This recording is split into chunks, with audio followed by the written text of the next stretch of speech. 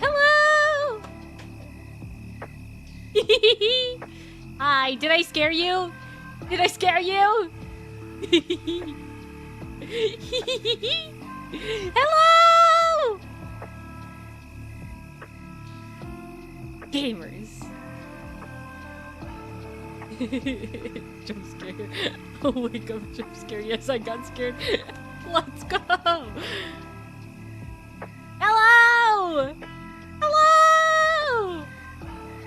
Let me turn off the music. It's invading my brain. Hi! Welcome! Unbeknownst to me, we reached 500 subscribers. I don't know when it happened. It could have been any time in the last week. I've got no freaking clue. The last time I checked, we were at 481. I don't know what happened. I don't know what happened. But we did it! We did it! At least 2 days, do you think? I don't know. I haven't checked in a while. Thank you, thank you! We did it! It's all thanks to you guys! So, as a thank you, I'm here. And we're gonna play Suika.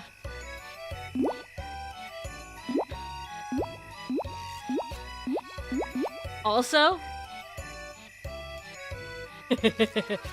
I have a little thing that I got prepared for this. First, I need to get rid of this. Wait, what is this? Oh, maybe I don't get rid of that. I need to rename this. Rename.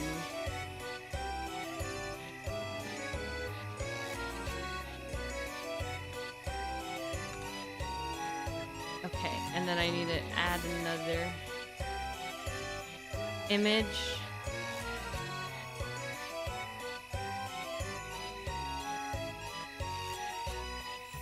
Downloads. I need this. Okay.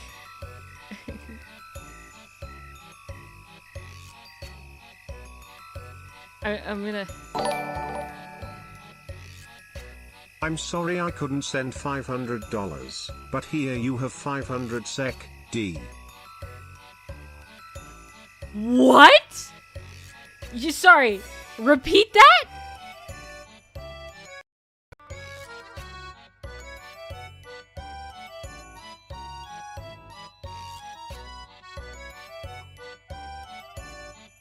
I'm sorry I couldn't what is SEK? What is SEK? Is that your currency? Is that Swedish currency? I will put the balloons over here. SEK is our currency? That's so cool! And thank you for that so much! Goodness gracious! What's wrong with you? I don't want $500. That's too many dollars! It's too many! So we have balloons. They're gonna be... Are these the... What's this? What do I have here? I'm gonna be real. I've got no clue what I have anywhere anymore. These are my balloons. They're gonna stay over here. And then I brought something else. Another image. Browse.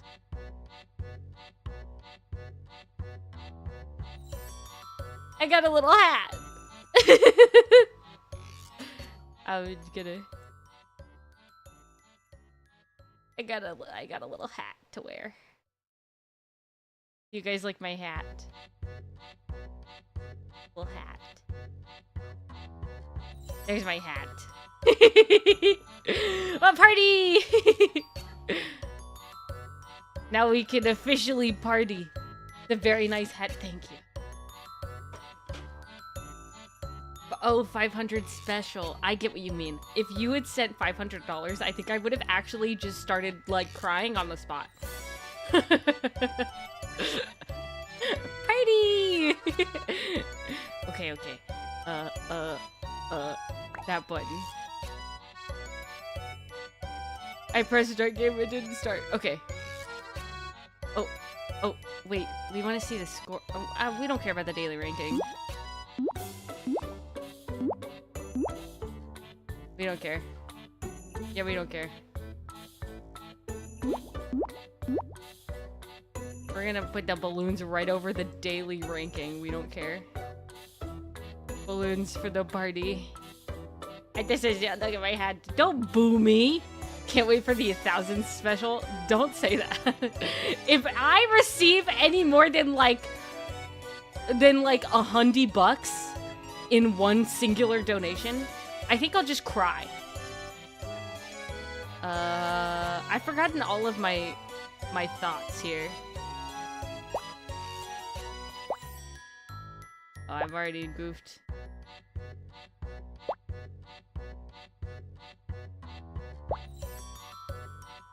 Hello?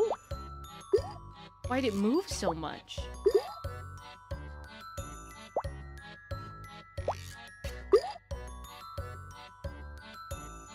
Also, I just really like this game. And I want more excuses to play it on stream.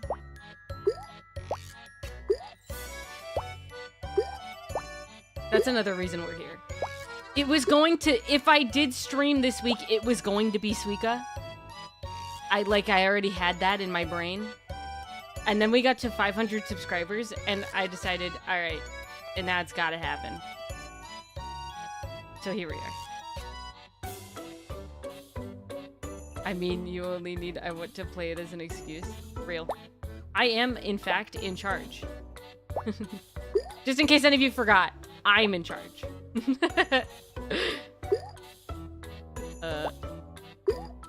This was... Oh, okay, no, it's fine. Ah, the frickin'... So I got a new Otome game. Gamers! I found a new Otome game. Guys! I'm so excited to talk to you about this. So.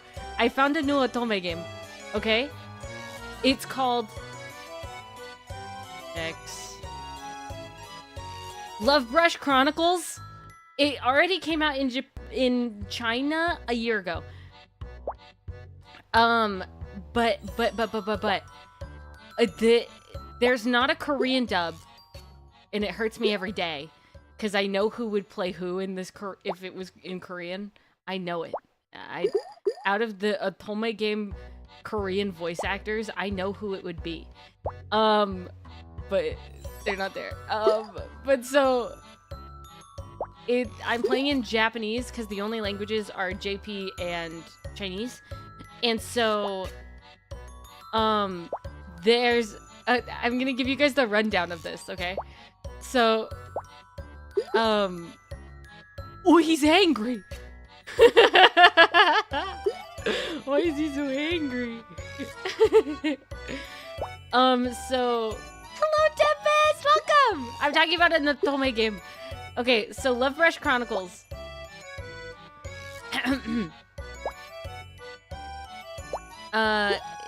So you are an artist who was accepted into this, like, special school for the gifted. Do you have a catalog of voice actors? I know a lot of voice actors. I, like, not like I know them personally, but I want to be a voice actor, so I know a lot about voice actors. Special? Yeah, it's special! We've made it to 500 subscribers! So this is special! This is the special. This is as special as it's gonna get for this one, because I didn't think it was happening anytime soon. I thought it was gonna happen maybe if it was going to happen next week. I was not prepared for this. I have a very booked schedule next week, though. I want you guys to know. There's stuff happening almost every day next week. I'm letting you know that now, okay? But it's special because Mina is special to us. And to the general education system. I'm dyslexic. I've had a lot of problems. Anyway. But so... Love Rush Chronicles. Back to the topic, okay? So... Love Brush Chronicles is so you are an artist and you are accepted into this special school, like a rich people school, rich people school for the rich. Your mom's dead. Your dad's dead. Okay, your only guardian is this dude who's attractive. I don't know what to tell you. He's pretty attractive. He's your guardian. He looks over you. He was your appointed guardian by your parents in case anything happened to them, and then they died, so here you are, right? And his name is... I don't actually know how to pronounce most of their names in this game, because the JP, they have a different name in Japanese than they do in English, and so I haven't heard anybody say the name out loud, so I don't freaking know how to say their names.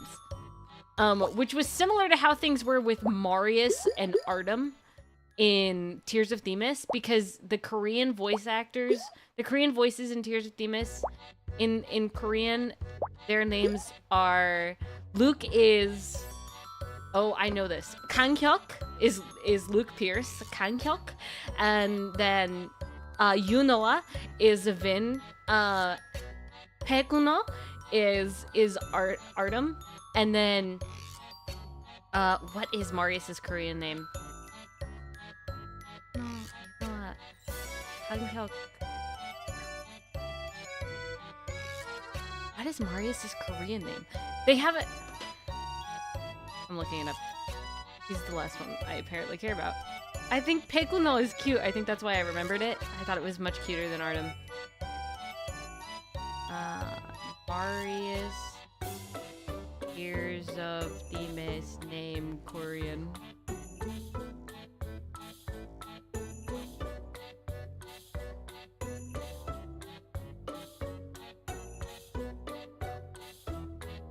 Wait. Yeah, Yushino is his name in Korean. And so it's their way of like localizing it so that it sounds like their names are like they like make sense in their respective languages. But the problem with it is that when you don't have any English voicing and your names are changed in English and they don't make sense in English, and then you've got a problem because nobody knows how to say the names. So like Vin was pretty fine. Artem is okay. Marius is okay. And Luke is Luke. And so like that was easy, but in this game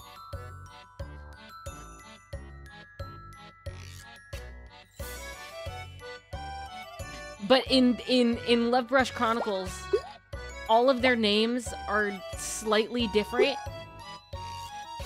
because of the language that it's in, because it's in English, than what you hear in the Japanese voiceover. And it freaking makes it really difficult to know how to say any of their names, because they're all strange. Anyways, but they're hot, so, so in Love Brush Chronicle, let me open the game, actually.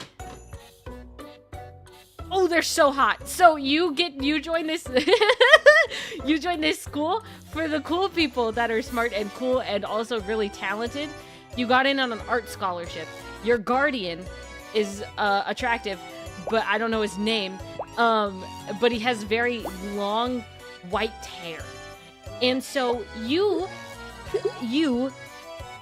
I'm pointing you, have this dream.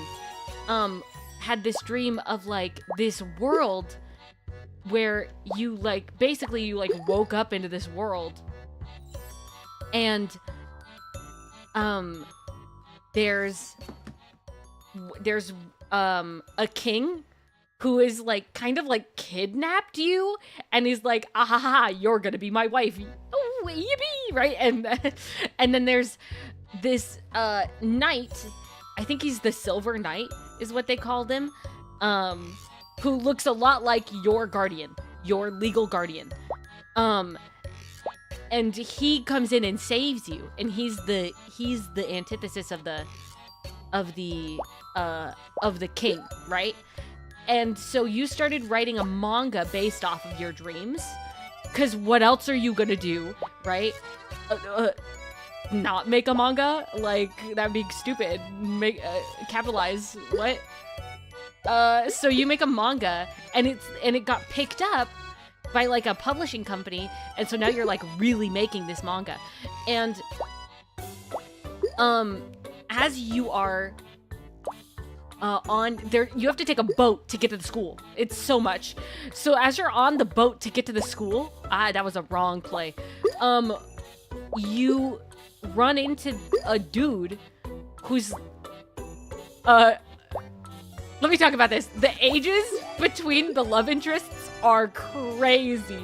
So like one of them is 19, two of them are 19, one of them is 20, and then this dude's 27.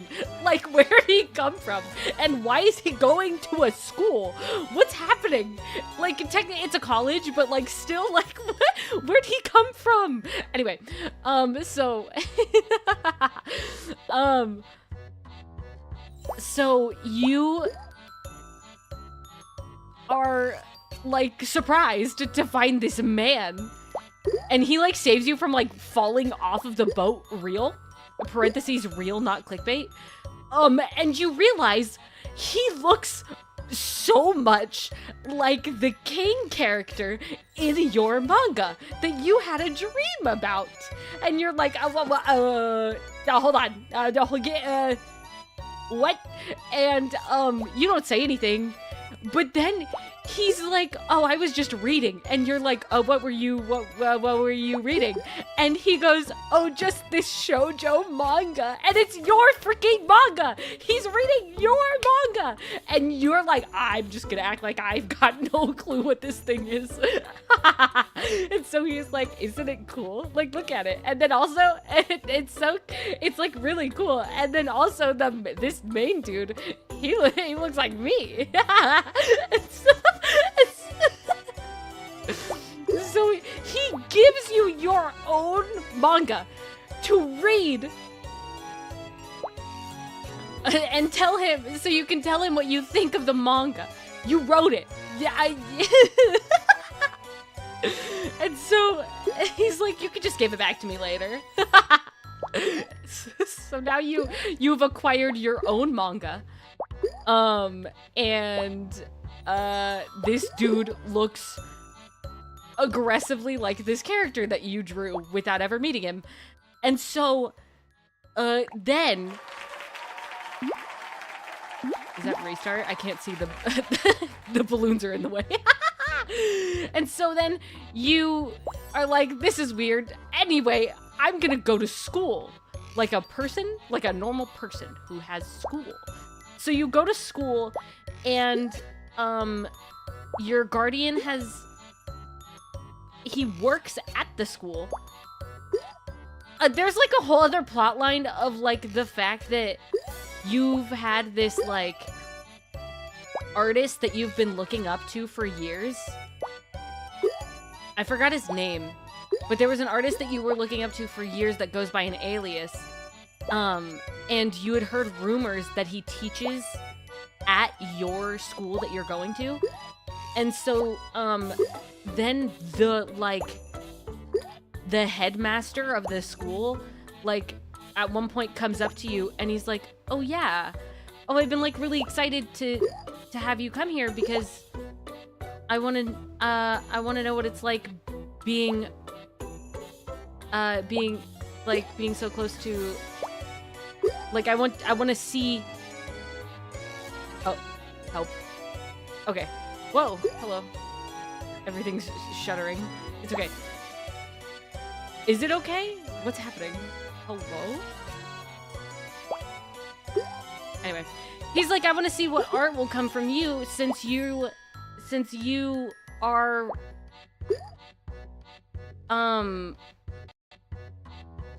since your guardian is this famous artist. And you're like, oh, what? What's happening? Why is this doing this? Help. Everything else is working. It's just that. It's just the game. And like the visuals, everything else is working. I'm seeing my... What is happening? Help. Hello?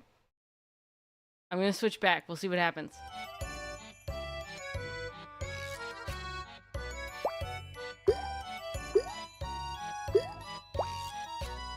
Okay, maybe we're fine again. Okay, so he's like, I can't wait to see what art will come out of the Curse of 500. Technically 502.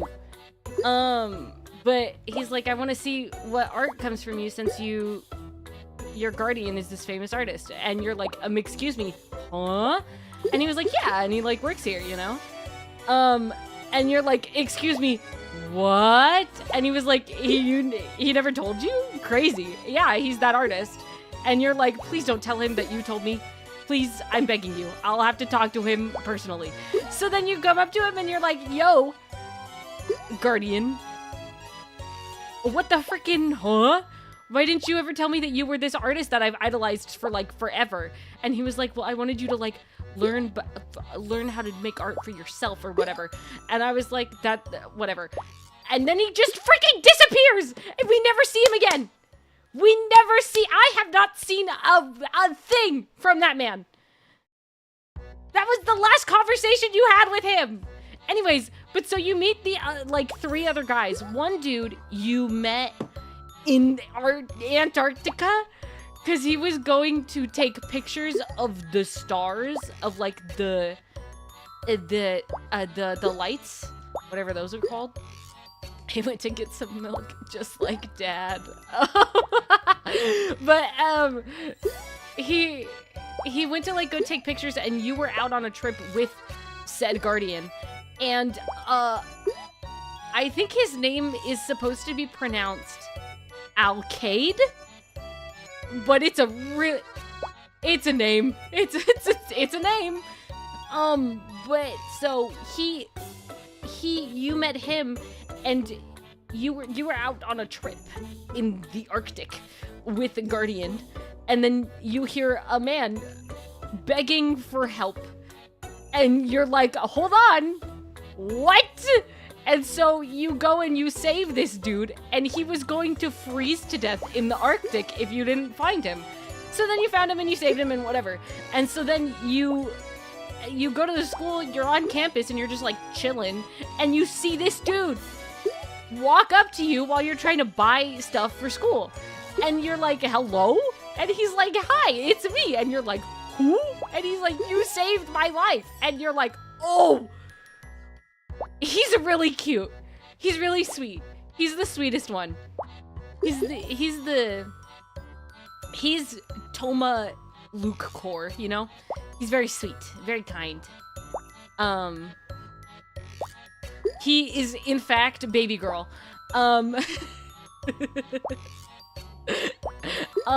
So he's there, and you're like, that's cool. How did you even, okay. And so then you like venture into the music department, because you can, right? Like, why not? And so you venture into the music department one day, and you're like, I'm just gonna like listen to music and like sketch. And so you walk up and you see this dude playing piano, and it's like beautiful. It's the most beautiful piano you have ever heard in your life. And you start sketching him playing the piano, and it turns out he's got a bodyguard and is incredibly rich, and also is the top musician in the school. So that happened. He's dateable. And then you also meet this dude who's like the president of the student council, which I don't know, it's supposed to be a college. So why is there student council? And why are they wearing uniforms? I feel like, you know. Anyway, but so he's like the president of the student council, and he's hot. He's got glasses, which help him, because his personality is dull so far, but I'm trying to push through. It's like Artem. I did my best to love Artem, and he's too boring. But I have a feeling this dude won't be as boring as Artem, unless he is, and in which case I'll just cry myself to sleep. Because he's so attractive. So, you were put into temporary housing, to give you time to like settle before you were moved into your actual like house that you were boarded into. But whoopsies, it's not temporary housing. You were put into the actual dorms on accident, quote unquote.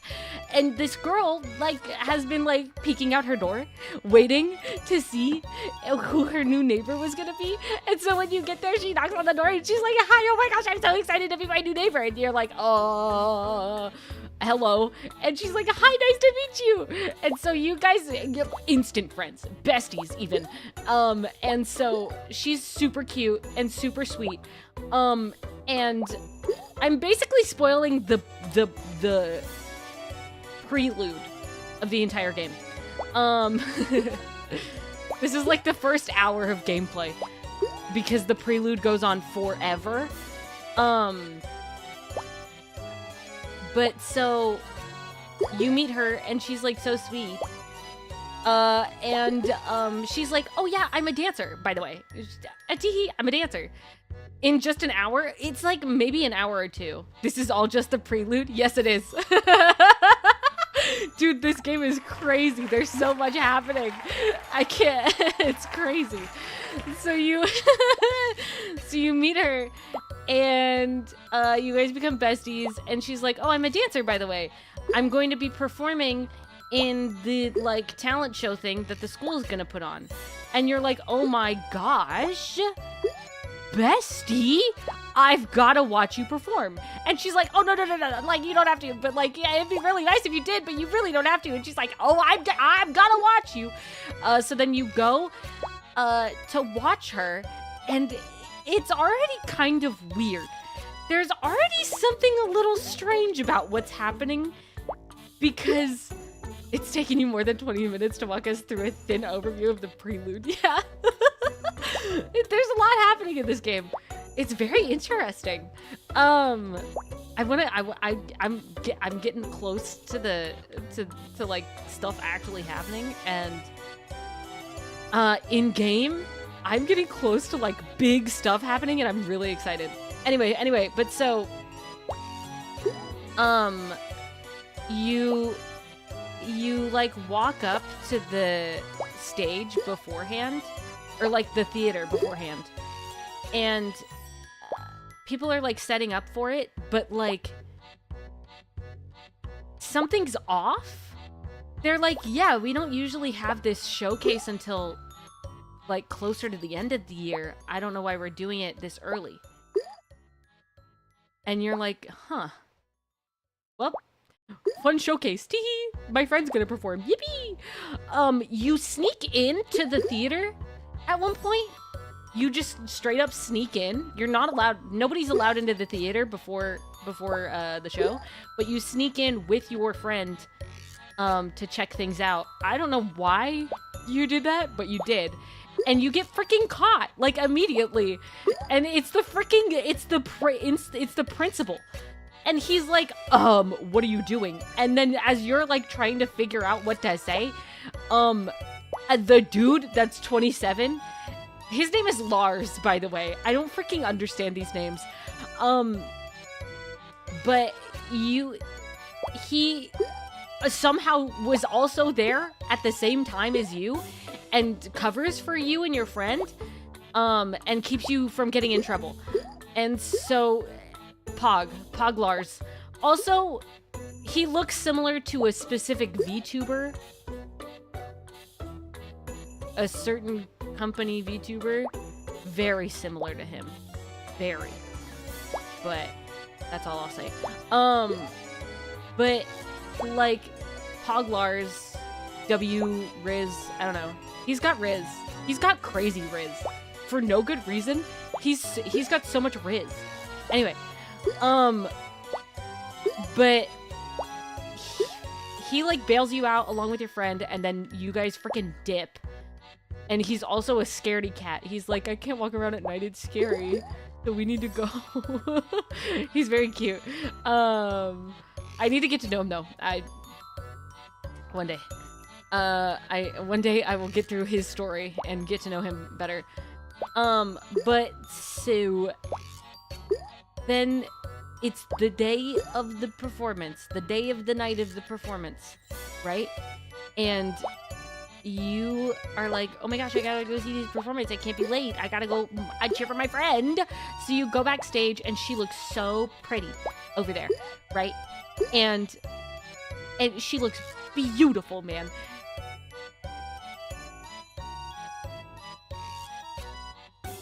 Hold on a minute. Give me a second.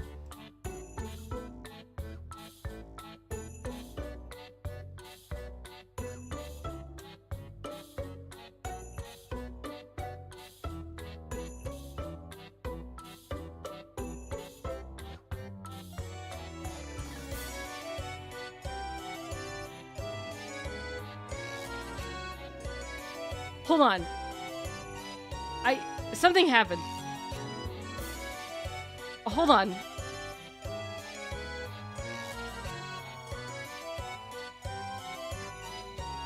Dustin called me on accident. It's okay. Hi, I'm back. Where was I? She looks pretty. She looks beautiful. And you...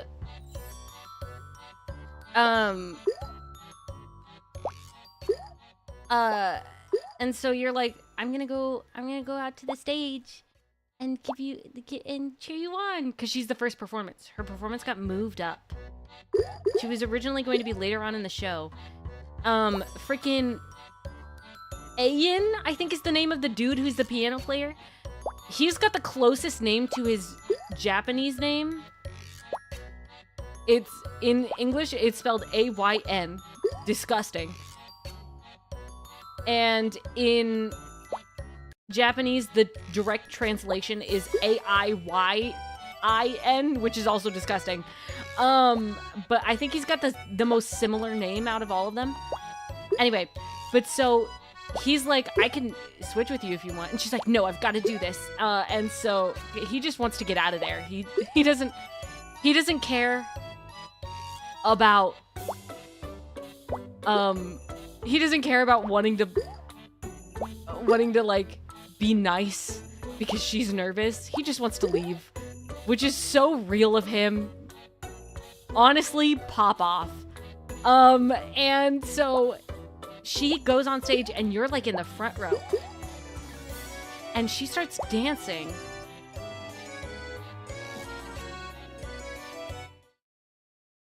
She starts dancing.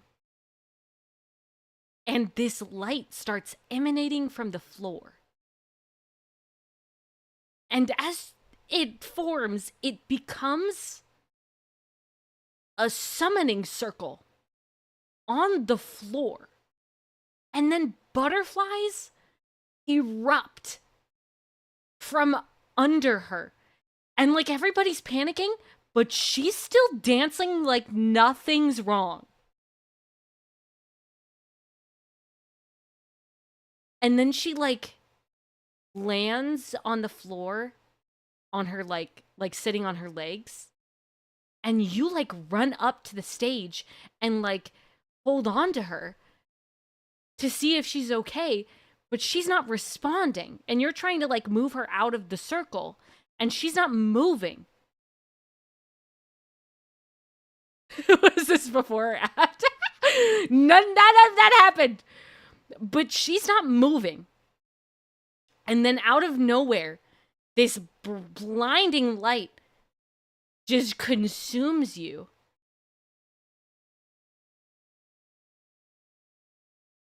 And you look around as you are able to see finally, and you're in a cage? Like a bird cage, like a huge bird cage. And there's vines with roses around. And there's a woman on the floor who looks very similar to your new bestie. and you try to like shake her to wake her up to see what's going on. She's not responding.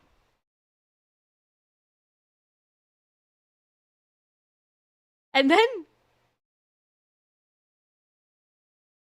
the king from your dreams appears in front of you, and he's like, "Hi, you're my wife now."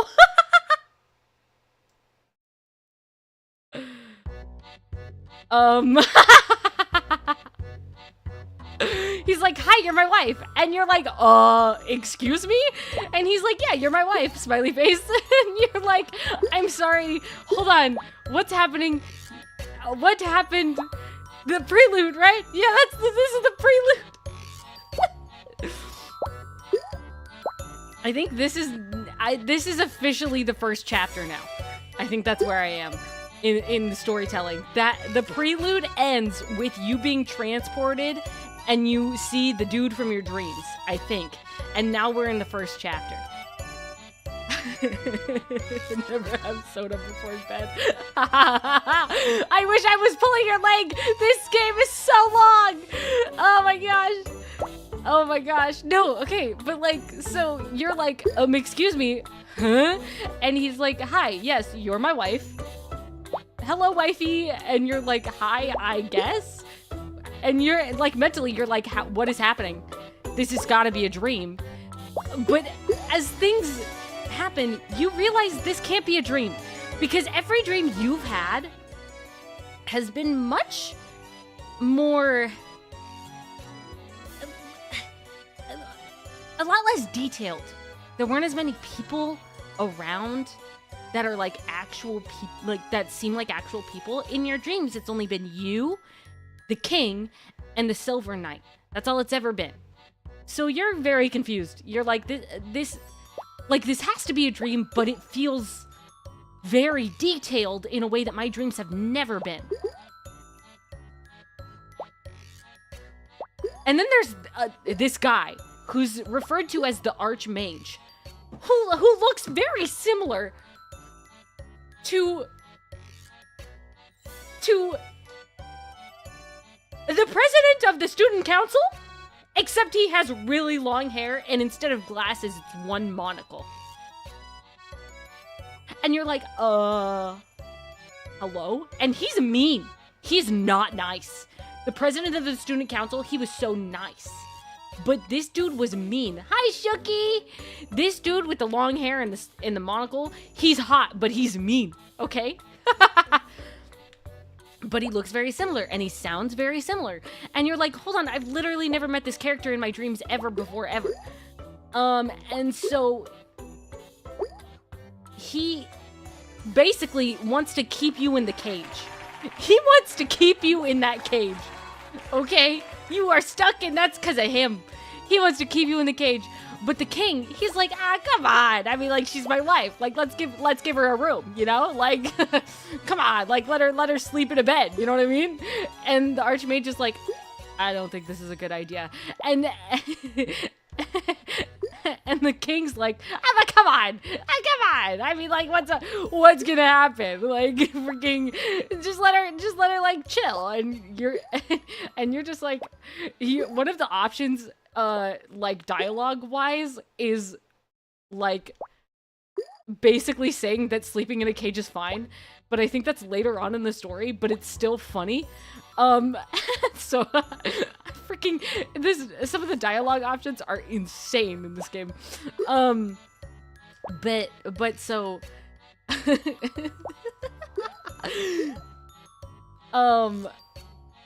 don't forget relaxing. I'm very relaxing. I'm relaxing when I'm not talking about my games, okay? So freaking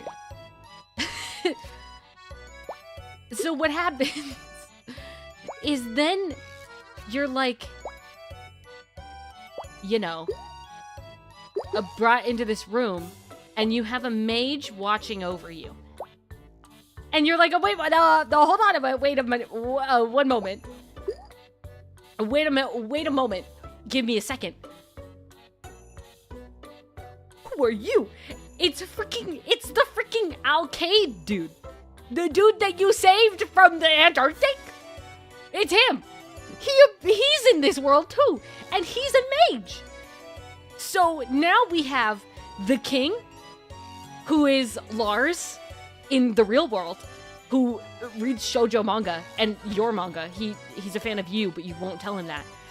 And then we have the president of the student council. The president of the student council is the archmage, and he's scary. Also, Lars very flirtatious in the fake world. I mean, like in the real world, he probably is too, but like not as much. But in this fantasy world, he's very flirtatious because also you're his wife. That's what he's telling you. So like, anyway, but so he, and that, so there's the archmage. There's the archmage, who's the president of the student council in the real world. There's the king, who's Lars in the real world. And then there's the mage, who's also the man watching over you, who is Alcade in the real world. And, crazy. You're like, I've never seen these men in my dreams before. Come on. Like, you can't just tell me this world has been real this entire time. And so you then are brought to a banquet because you're the wife to be, of course. You're his fiancé. And so you're in this banquet and you see the piano guy, the guy who is playing the piano. He's there. Ian is there, and he walks up, gets a slice of apple pie, eats it, and freaking dips. And you don't see him at that banquet again. He just freaking leaves through the back door. I love that boy. So that happened. And so you then spend like all this time in a fantasy world, trapped, on not knowing how to get out. You learn that the lady who died, I didn't tell you. That lady that was in the cage with you, that you were trying to wake up and she wouldn't wake up, she dead. She gone. Bye-bye.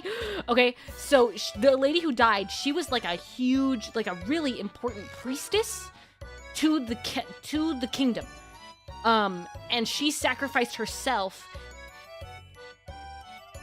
Exit stage left reel. She sacrificed herself. And you, points at you, you are meant to be the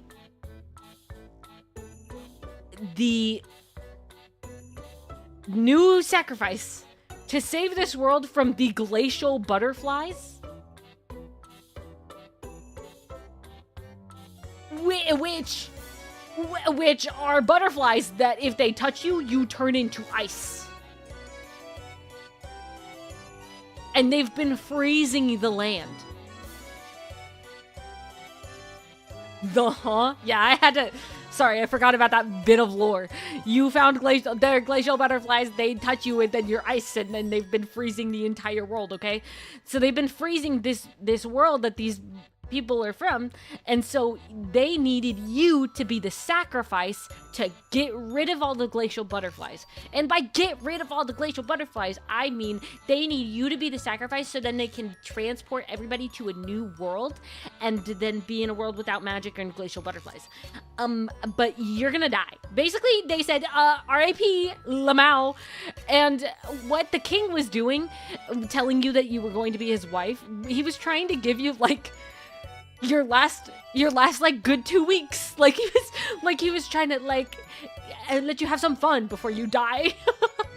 Which is like kind of him, but also why am I dying? But so then Alcade, who's been watching over you this entire time, the mage, he like lore drops that the lady who died was his sister.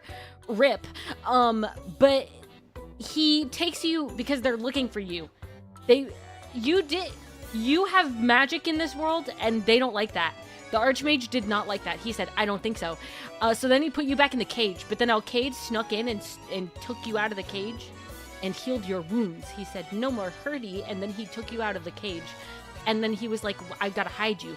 They're going to find us. For sure. And this is, like, the only place I can bring you. So he brings you to this, like, hidden room. And you... basically, it was his dead sister's room. But he, like, keeps you stowed away in there for, like, 2 days. And you hear, like, a knock on the door, and you open it, you thinking it's him. It's freaking Ayan, who's, by the way, he's the Inquisitor. I never said exactly what he was. He's the Inquisitor. He's the person who's in charge of, you know, inquisiting. But he's the leader of the Inquisitors. So you think you're about to freaking die. Like, he found you, it's over, dead. You know what I mean?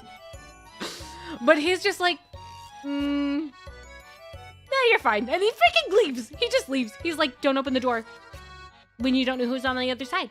And then he leaves. I love that dude. I love this dude. And so then Alcade comes back and he's like, they're gonna find you. They're gonna find you. They're gonna find you. They're gonna actually legitimately, they're gonna find you. You're gonna die. And I can't let that happen. So what I'm gonna do is there's the thing that my sister made for me, before she ripped, there's a thing that she made for me, and I'm gonna let you put it on, and you, find your way out. And you're like, excuse me, what? And he's like, just, like, hear me out. Here's this diadem. Just, like, think about going home, like, really hard, and it'll transport you home. And you're like, okay. And so you think really hard with the diadem on your head about going home. And then you open your eyes, and you're backstage. No, you open your eyes, and you're in the school infirmary. Alcade is there, the real one, not the fantasy guy. You're in the school infirmary, and he's there, and he's like, oh my gosh, you're okay. Oh my god, freaking, you're alive. Hello. Japanese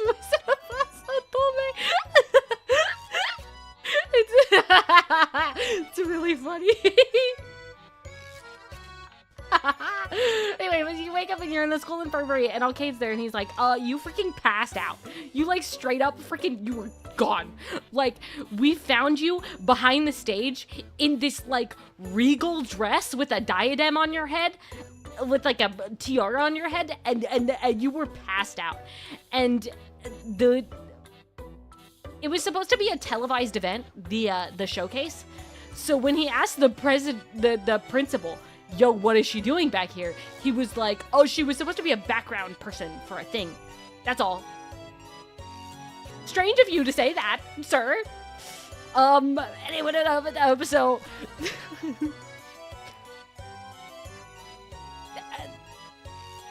But you go back to your house, and you're like, so it was like real, because the dress that you were told to change into, which I didn't mention, but it was a very pretty dress. The dress that you were told to change into, I fell on my bed laughing. That's great. But so the dress that you were told to change into and the diadem that you had on your head when you wished your way out was on you. You were wearing it. So it had to be like, there's no way that wasn't real. Also, you learned your bestie? She's also dead.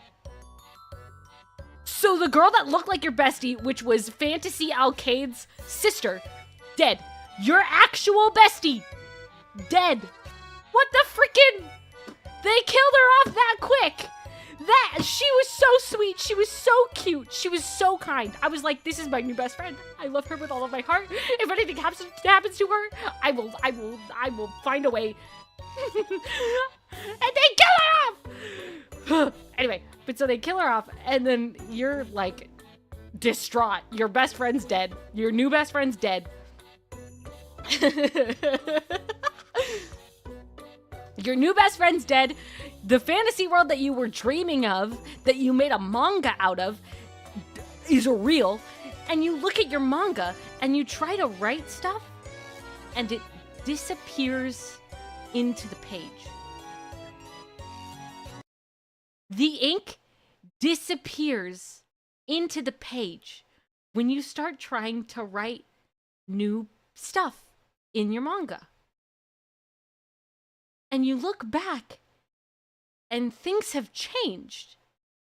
And there are new characters that you never put in because you never met before. But it's all these characters and these people that you met in this fantasy world. And you look into the future, and like someone stabs Alcade, and there's a storm, there's a blizzard, a freaking blizzard happening. There's a blizzard.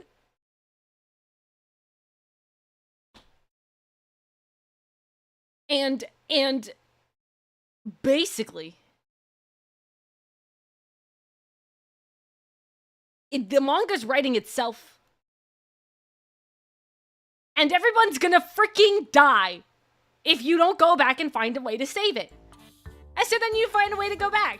And now the entire thing is you going through different storylines for each character and finding a way to save everybody.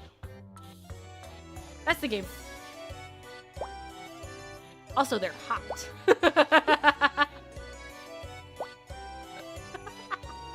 That's a game.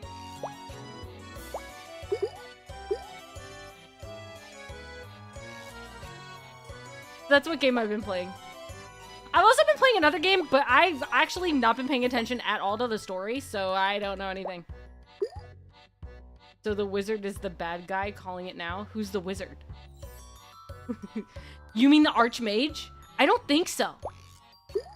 But also, maybe. But also, when you disappeared into the fantasy world, that's when your guardian straight up disappeared, and the last thing you ever heard from him was a message from him that said, like, you can message me if you need me. I might not see it, but I'll do my best to help you. And that's all you've heard from him. And so my theory is that he actually originates from that special fantasy world, and because he is real there.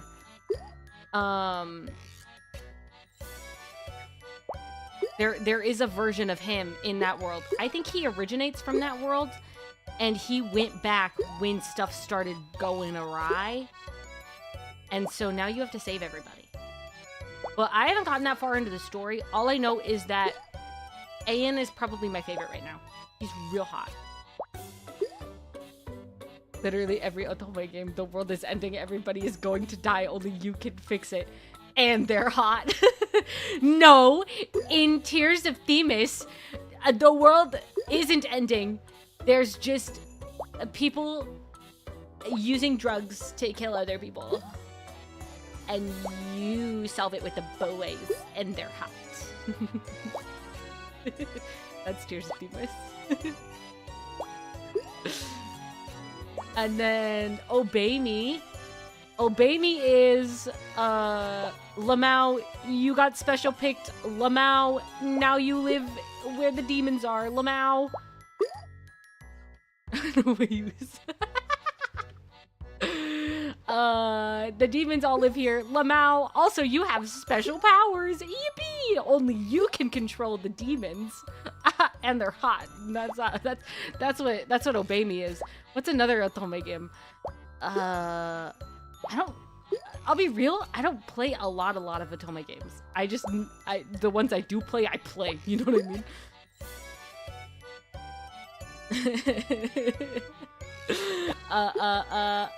And then, what's another one? Mystic Messenger? Oh, the OG! Mystic Messenger was my first ever Otome game. Mystic Messenger is, there's a cult, and they're hot. That's Mystic Messenger.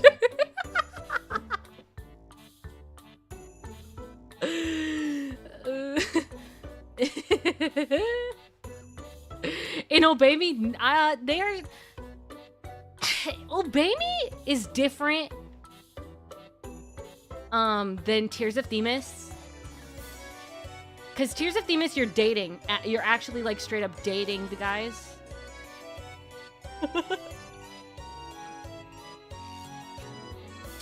Well, not dating. Now they proposed in Tears of Themis. Dark lore and they're hot. Yeah.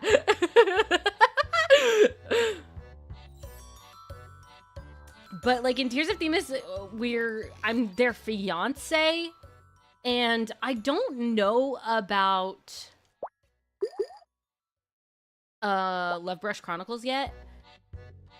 A lot of Otome games, usually there's like an ending where you're dating them, and like you have to like choose the right stuff to date them. But in Obey Me, you never really date them. It's just like implied in some situations for like some cards that you get. So Obey Me is a little different. It's a little different, but I think Tears of Themis is one of the only ones that has continuing story where, like, canonically, you are straight up dating the characters. I think it's the only one. But I don't know about Love Brush Chronicles. But, like, Mystic Messenger had endings, and depending on what ending you got, if you got, like, a good ending with different characters, you would end up dating them. Don't do that. But in Obey Me, oh wait, hold on, let me talk about Obey Me. Cause I stopped playing Obey Me cause it hurts me. There's too much and also not enough all at the same time. And now there's like an Obey Me 2. I don't know. But so Obey Me, you, there are, how many? Are there 7 deadly sins? There are 7 demons who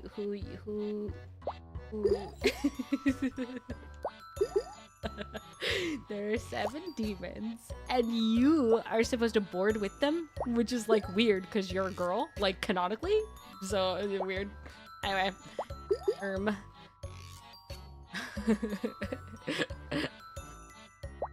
okay, wait. In Tears of Themis, it doesn't, the dating them or like being married, or not married, but like them being your fiance doesn't affect the main story. It only affects the cards and like their personal stories. It doesn't affect the main story. So when you go through the main story, you could straight up go through the main story and just like never act like you're dating these dudes. So it only affects their own personal stories or cards. So it's not like weird, which is why me and Vin and me and Luke, we're gonna get married. Atee. But that's why. In Obey Me,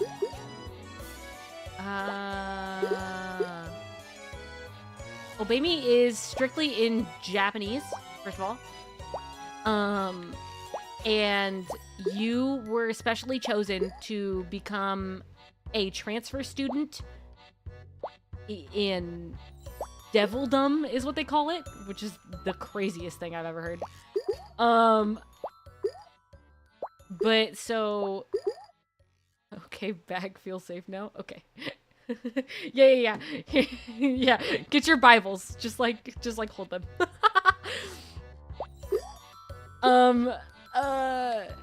But so in Obey Me, you arrive in Devildom as a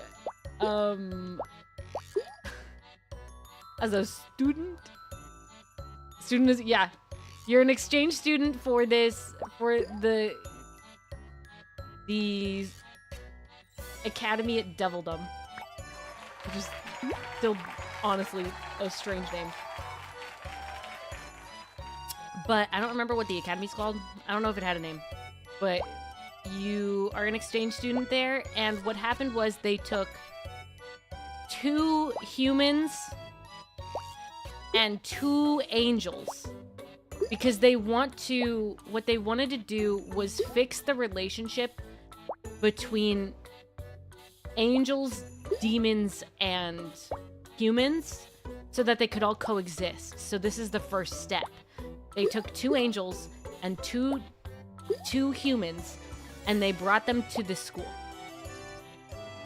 I don't know why a high school is their decided first step in changing racism, but that was their first step. So I don't know. These games are for people that thought school was simple. Yeah.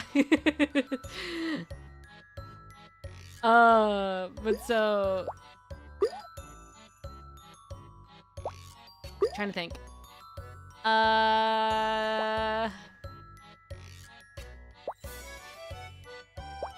To end racism, or speciesism rather, you were specially picked. And by specially picked, I literally mean there was a stack of papers on the dude's desk who's in charge. The man who's in charge. There was a stack of papers on his desk, and the wind blew, and yours was the first one he picked up. So you were specially chosen. I don't know. But now you live with all 6 of the dudes. And they all represent one of the 7 deadly sins. The oldest... Hold on, I'm gonna look this up so I can give you... Because I renamed them in my head because I'm dyslexic. Their names are hard for my brain. Obey me. Obey me characters. There's Lucifer. He's the avatar of pride. Then there's a Mammon. He's the avatar of greed. Then there's Leviathan, who's the avatar of envy. Then Satan, who's the avatar of wrath. Then Osmodeus, who's the avatar of lust. He's crazy. Then there's Beelzebub, who's the avatar of gluttony. And as you can tell, we're missing one. Don't worry about it. And that's in order of age. So the oldest is Lucifer, then Mammon, then Leviathan, then Satan, then Asmodeus, and then Beelzebub.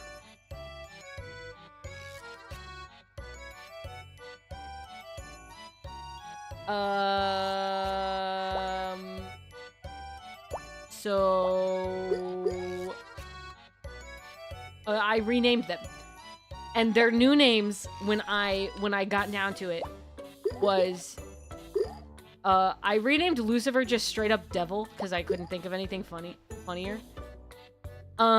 Mammon was the first one that I started accidentally reading wrong. He started it. And so I named him Mammoth. Then Leviathan was Leviosa. Satan was Saturn, of course. Asmodeus, I freaking forgot what I named him, what I renamed him.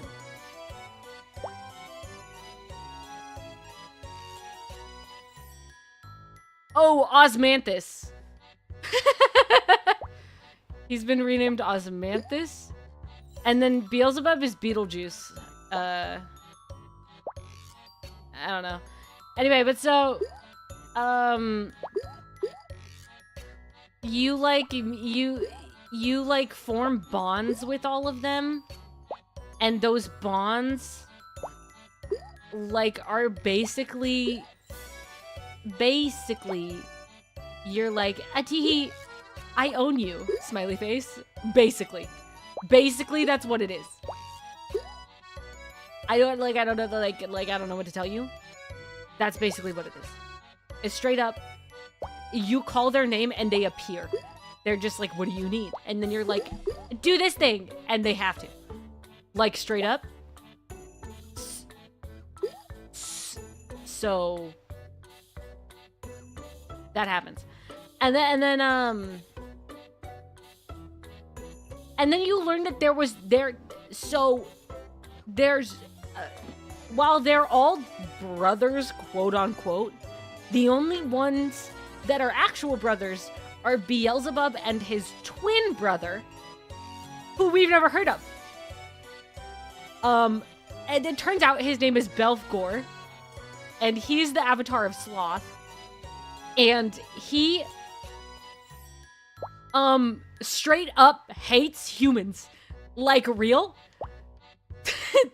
And the lore behind all of them was like, they were angels, and Beelzebub and Belfgor had a little sister who made friends with a human, and that human killed her. And then Belfgor got angry, real, parentheses, real, not clickbait. He was like dead set on killing humans. And then God was like, I don't think so. No, I don't think so. So then it started a war within the angels, which then led to the separation between angels and demons, and the demons were sent away to devildom. It's weird. I'm pretty sure it's sacrilegious also. But, you know.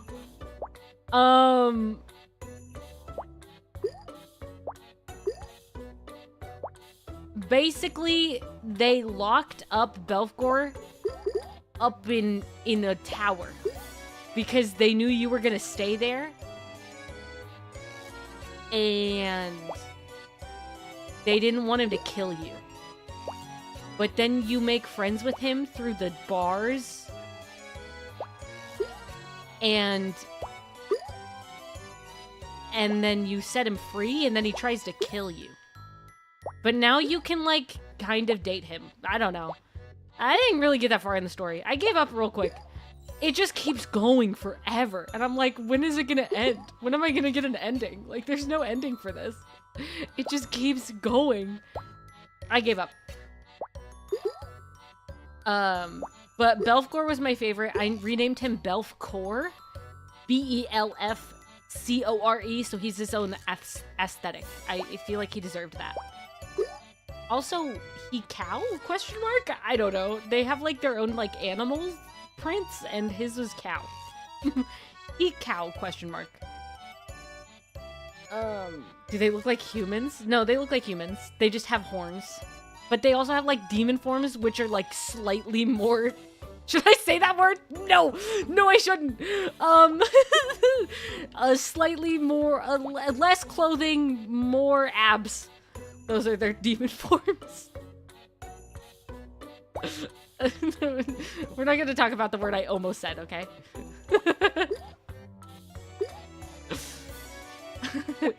But so that's Obey Me. I don't freaking get it. I never will. Then there's Twisted Wonderland, which I think has the same principles as Obey Me. No, that's not the word I was gonna use. But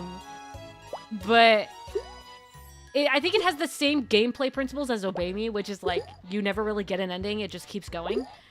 And Twisted Wonderland is Disney, but they're hot. I didn't really get that far into it, but there's like different schools for each villain, and then all of these boys go to that school, and they're all under like dorms for that villain. And Begone Demons holds book to the sky. The sky? They're not in the sky. Why would they be in the sky? That's where Jeebus is. He's up in heaven.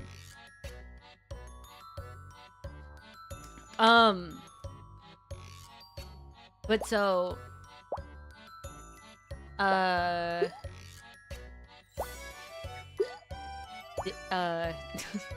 Twisted Wonderland is like the villains, but they're hot, practically. But also, it's implied, it's heavily implied that they're gay. And you're a dude. Because it's an all-boys school, and no one ever mentions the fact that you're a girl. So it's heavily implied that all these characters are gay. Which, like, more power to them. Honestly, pop off. Go King. But yeah. That's...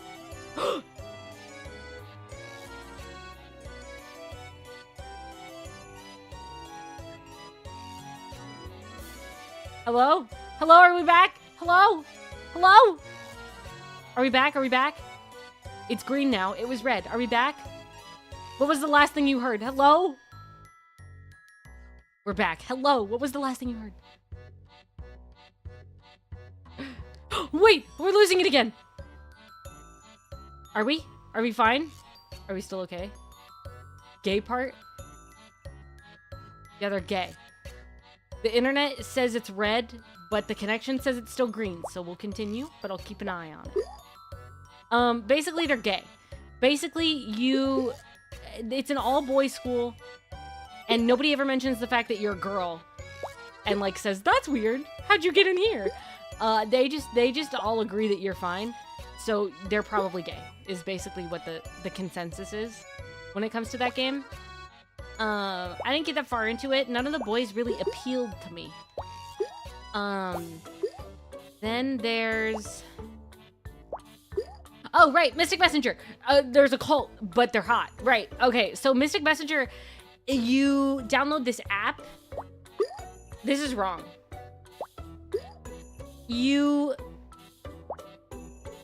That's not the real, hold on. So this game is time-based, based on your actual time in real life. So, like, straight up, there are, like, text conversations that happen between characters at, like, 4 in the morning. And they expect you to wake up and play through those text conversations so you don't freaking lose the game because you missed too many. So everyone did. Everyone set timers. Nobody was late. And if they were, they cried. It worked. But so Mystic Messenger is like, you pick up this phone and you're like, hello, whose phone? No. You get a message. They're like, hi, I found this phone. Smiley face. Can you help me find the address to where... Did you pick up the phone, or is it they pick up the...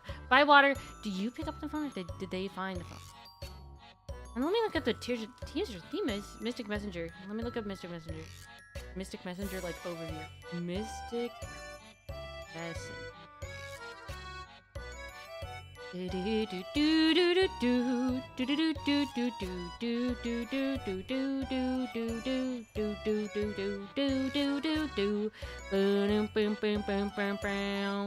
Every morning I wake up to the same sound, picking up my cell phone that's been ringing, wondering what's new, what have I missed as I was offline. Okay, no, so you download this like messaging app, and it's weird. And somebody leads you to this apartment. And they're like, hey, just like enter the apartment, here's the code. And you're like, what? That doesn't seem legal. And he was like, yeah, it's fine. Yeah, just like enter the apartment, smiley face. And you're like, this seems illegal. And he's like, no, but just like do it. So then you do. And then the app glitches. And now there's like a regular... Like, there's, like, 6 dudes and 1 girl all chatting it up in this messaging app. And then one of them goes, yo, hold up! Someone entered the freaking chat! And then they're like, who are you? Who and where are you? What is happening, huh? and you're like, I just downloaded this app. I don't know what to tell you. I just downloaded it and somebody told me to be here. And they're like, that's suspicious. And then this dude is like, wait, but like, where are you? And you're like, oh, I'm at this apartment that I was led to through the app. And then I entered the apartment and now everything's weird. And now I'm talking to you guys. And he's like, hold on a moment. That's Rika's, your location. He hacked into your phone. He's like, your location is Rika's apartment. So then he hacks into the cameras at Rika's apartment and he looks and he's like, oh my gosh, guys, it's a girl. And everybody's like, it's a girl?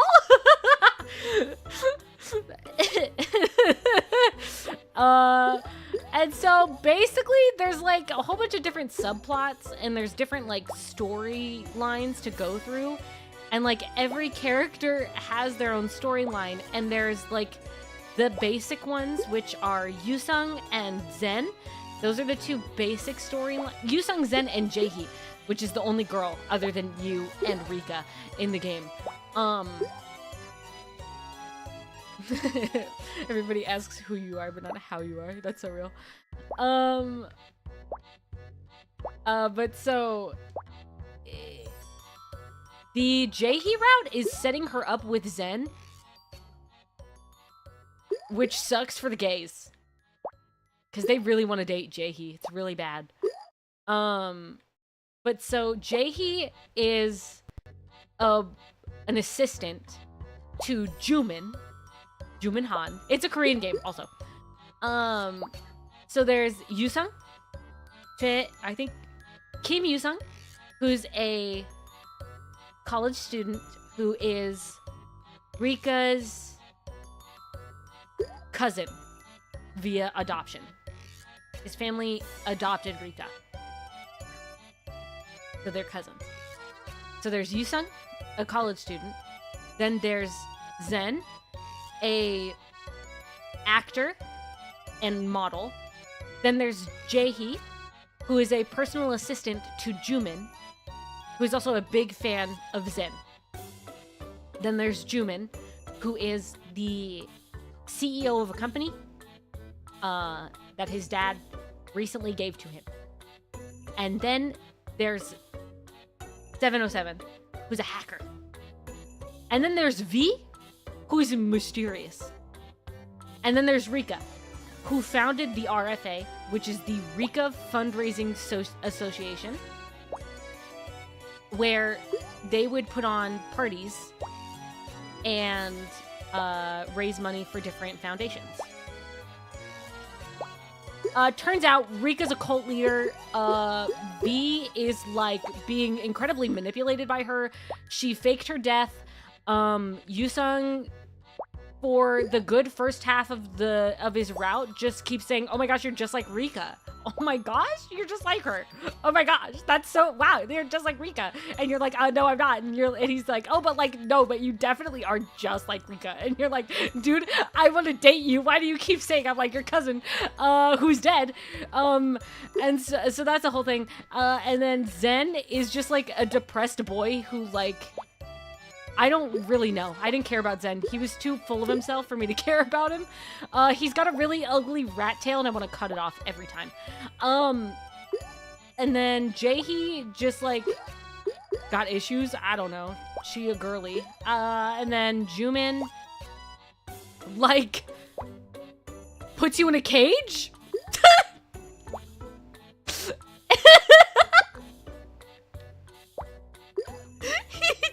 He puts you in a cage.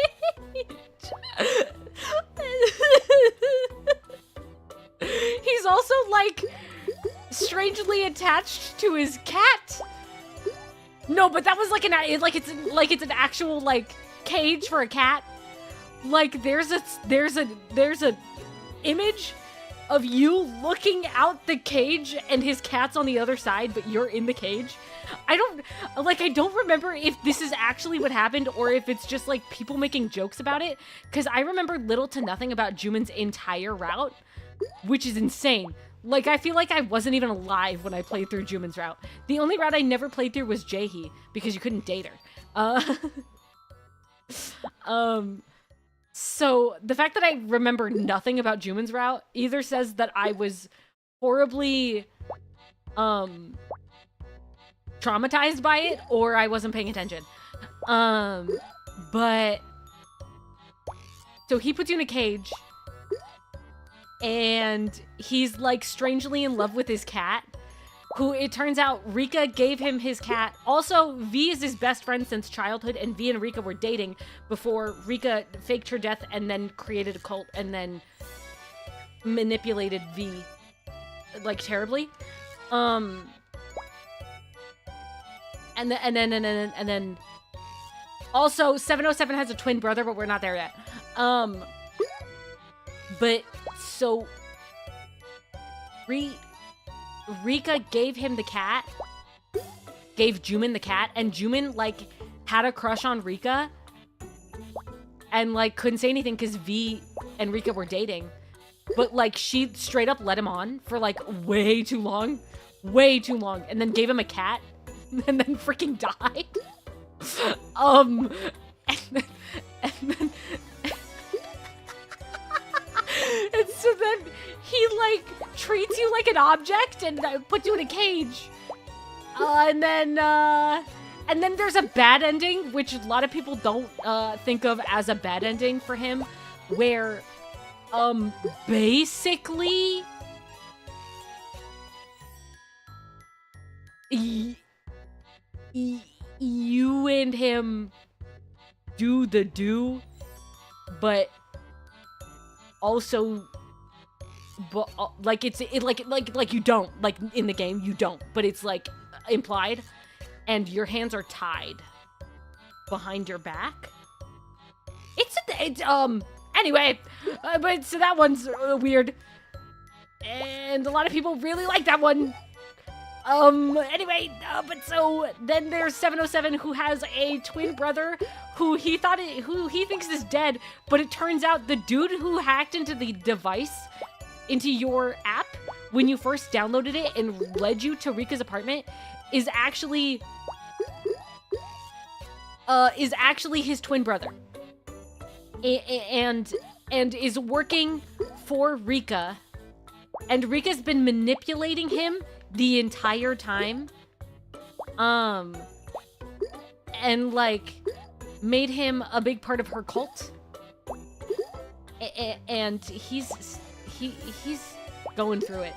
But like 707, like the entire time, in every other freaking route that you play with 707, he is the silliest dude in the entire world. He has a Dr. Pepper addiction. He convinces he convinces Yusung that he's gonna straight up die because he had too much coffee and he needs to like chug chocolate milk, like straight up die.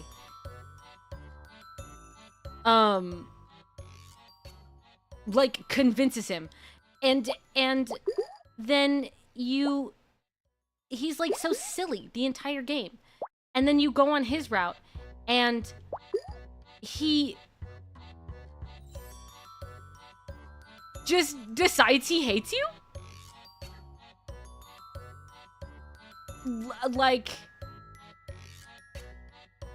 straight up hates you? Like you like don't talk to me, I hate you? And it's like, okay, man. Like, what the heck?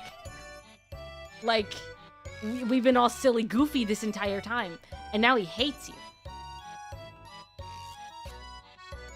Which is weird.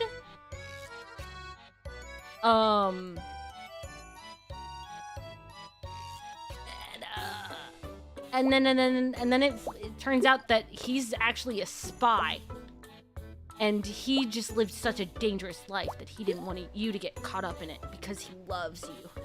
Anyway, so then you get married in the space station or whatever. I don't know, it's his dream. And then later on, they added, like years and years down the line, they added a route for V and 707's brother. Who is Seiran. 707 is Seyoung, and 707's brother is Seiran. And so they added a route for those too. Honestly, V route based. Although there is an ending where I just feel so freaking bad, but people think it's hot and I don't like it. It makes me feel bad. Where, man, I don't even want to talk about it. Also, there are like different endings where you can just straight up be fully manipulated by Rika, because you're in this, I think it's in Seiran's story, you get kidnapped straight up, real, parentheses real, not clickbait, straight up kidnapped. And you get forced to live in the Mint Eye, which is the cult. And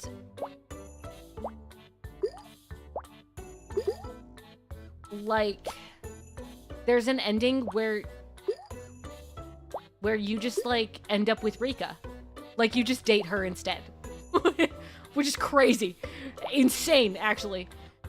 But it's real. And yeah, it's weird. It's a weird game. There's a cult, but they're hot, you know? What's another Otome game I've played? I think that's it, though. I think that's all the Otome games I've played. I don't play a lot of Otome games, I just know a lot about the Otome games that I play, you know?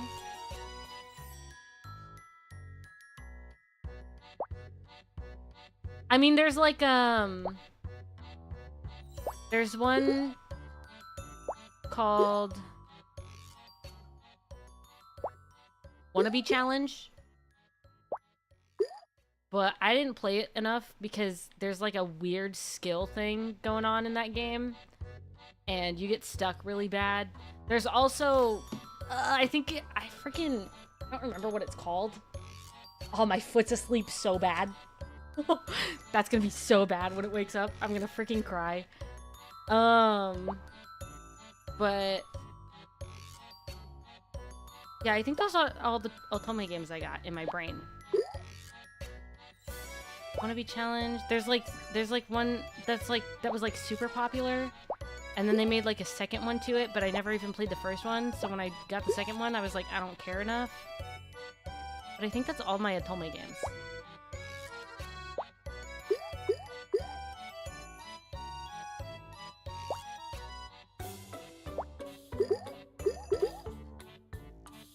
Yeah, I think that's it. I'm thinking about it, and I don't remember anything else. Thank you for listening to my rants about my Otome games that I've played. And you can tell which ones I really care about compared to the ones that I don't. I could talk about Tears of Themis. Do you think Persona can be a bit like an Otome game? No. Otome games, specifically Otome, means Otome games are for women, period, and it's men for women. That's what an Otome game is. Otome game meaning. Otome game is the translation for Otome is maiden, so it's a maiden game. It's a story-based video game that is targeted towards women. Persona is not like that. Persona, he just isn't. Period.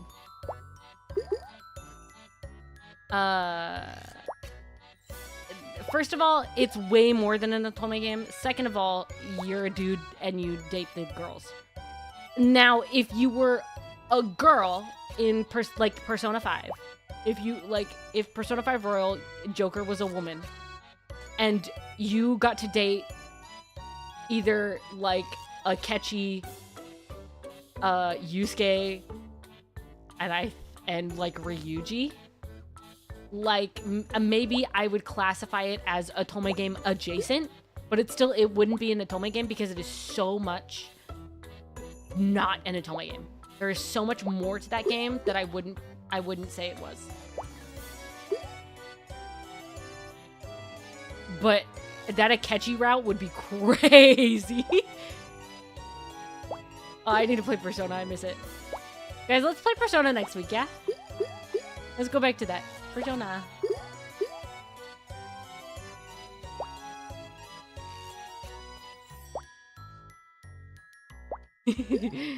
Okay. We'll play Persona. I promise. Freaking. Oof.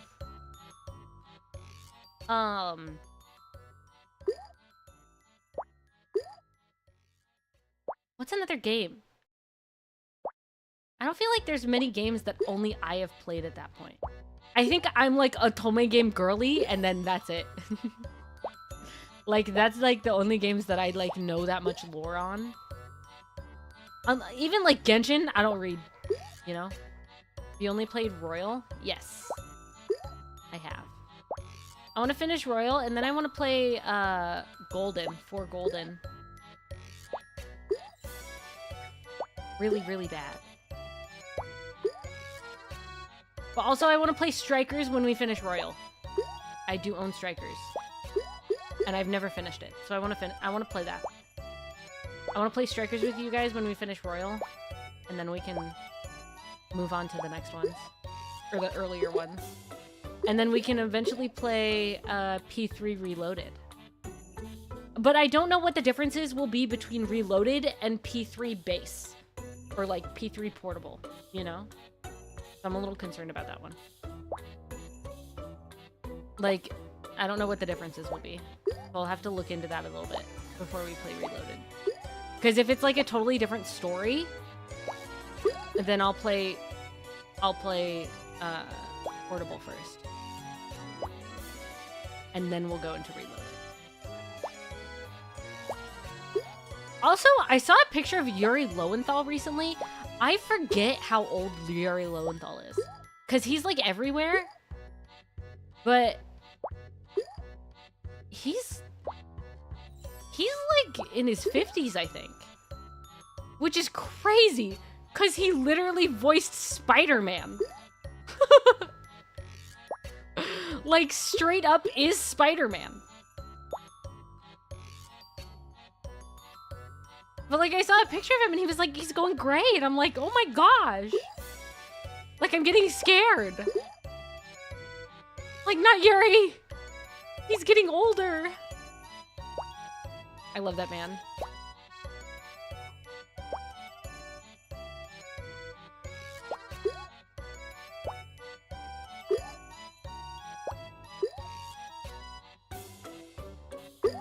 Nice.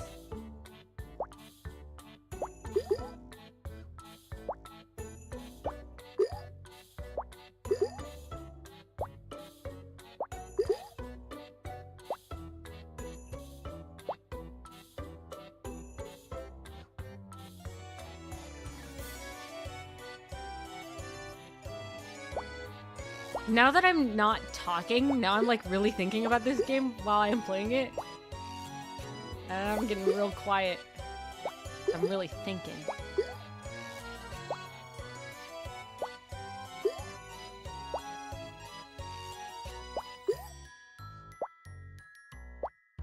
Very Portable lets you play as both boy or girl, and the story changes a small bit depending on what gender you... Interesting. I would be very excited if we got, like, when P6, because of course there's going to be a P6. There's got to be a P6. They can't just stop at 5. It's too good. But when there is a P6, everything started again. Hello? We good? Anyway, but when there is a P6, I would be interested to see if the main character is female or not. Because I feel like it's kind of an untapped market. Hi. Hi, Fluffy. Welcome back, by the way. Fluffy, you missed it. I talked about so many Otome games. Should we re-talk about all of them? Hold on, I'm switching. We're gonna go back to it. And maybe it'll be better. Also, Fluffy, I haven't seen it, but I've seen the discourse on, like, talking about that one character with the big mouth. I've seen it.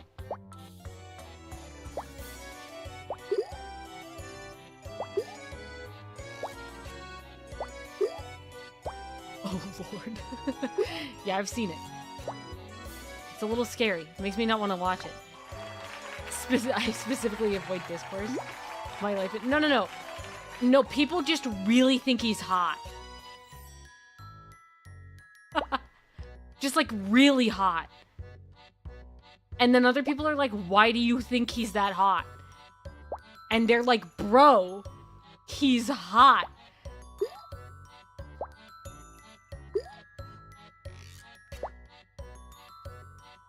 Of course people think he's hot. You want to know who else people think is hot? All these characters in my Otome games. Let's go over them again. Yippee! Also, Persona Q. Yeah. I've never played Q. Although, I'm excited for Tactica. It seems exciting. It seems interesting. I've never played a Q because, they're not voiced. I mean, one of the reasons that would keep me from playing a Q is because they're not voiced in English, and I specifically only play those games in English. And so it would feel weird. There are so many Persona games. Like, okay, so there's base games of everything, 1 through 5. Base games. And then I think once you get to 3, there's then so there's Persona 3, and then there's Persona 3 Portable, which is like a little different with like this, that, and this and that, whatever. And then Persona 4, and then Persona 4 Golden, which is a little bit different. And then Persona 5, and then Persona 5 Royal, which is also different, which is the one we're playing. And then there's spin-off games for each one of them, I think starting with 3, but I'm not sure. But like Persona 5, I know, has Persona 5 Strikers, and then they also have Persona 5 Dancing Starlight, which is a rhythm game with the music from Persona. And then there's Q, which is like all Personas together. And then now there's Tactica, which is the new, it's like little chibi Persona 5. Persona 5 Tactica. I think it might be similar to Q in some aspects, but I think it's just Persona 5. And then there's like the Persona Gacha game that like released in like China or Japan or something, but I've got no clue about any of that, but apparently it's a gacha game, because of course it is. But that's all I know.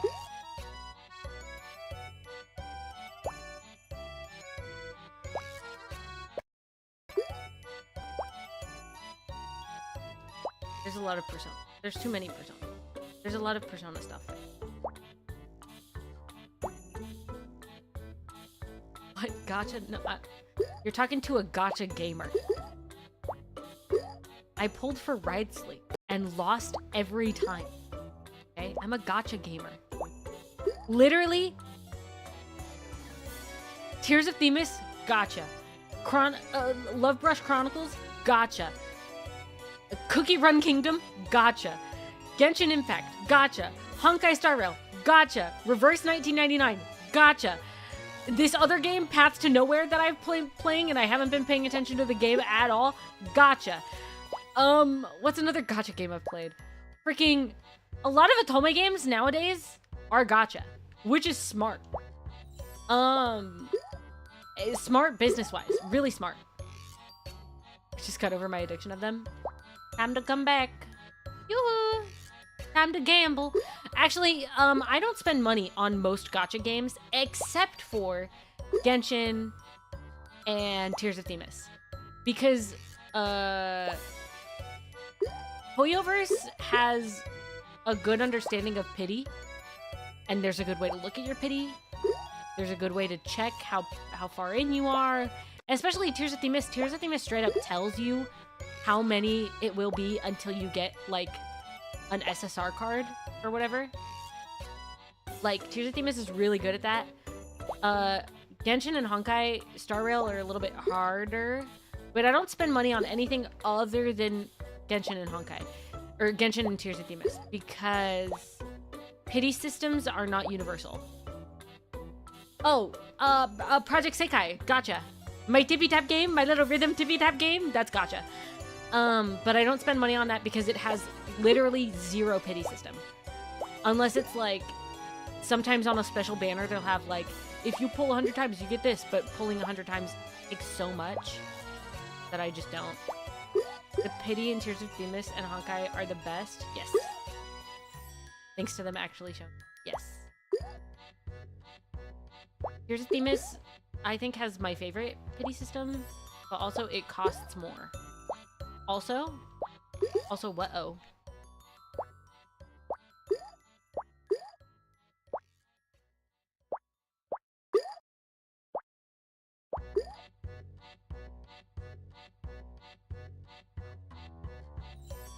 I was informed today that Honkai Impact is a game that exists and isn't like a meme like I thought. What do you mean? You thought it wasn't real? Yeah, there's Honkai Impact 3rd.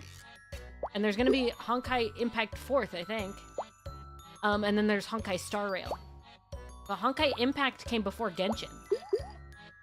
Honkai Impact was OG. Then Genshin Impact.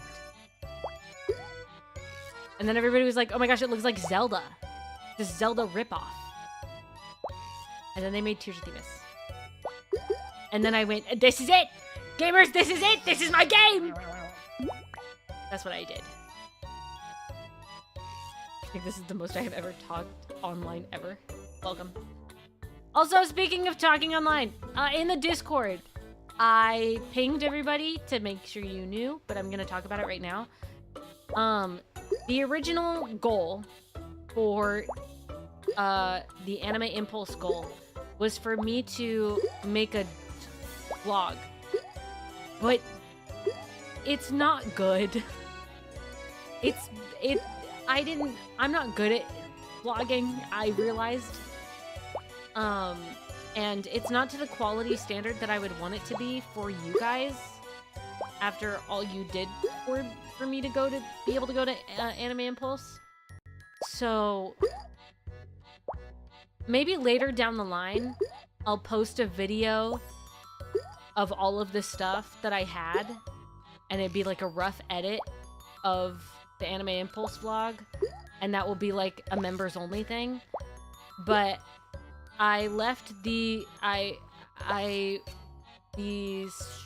suggestions tab is open, and you guys can make your suggestions on what you want instead of that. Because it is not up to my standards, and I want to be able to give you guys good quality content. So you guys can choose and discuss amongst yourselves. I muted the tab, so I can't see what you guys are saying. You guys can talk amongst yourself, and we'll talk about it later when you guys have made a decision. Just so you know. Okay, Impact has its 7th anniversary. That's so old. That's so old. So old. It does sound like a Nintendo's. You're right.